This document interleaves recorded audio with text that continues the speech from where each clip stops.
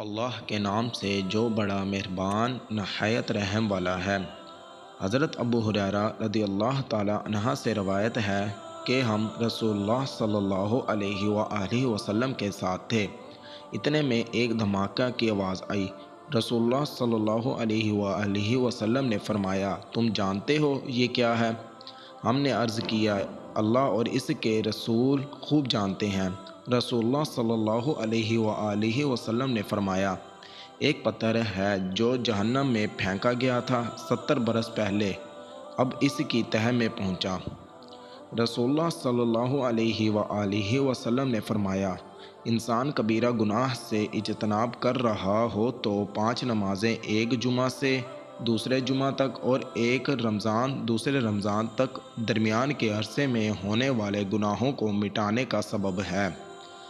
2 شخصوں کو دیکھ کر اللہ تعالیٰ مسکراتا ہے۔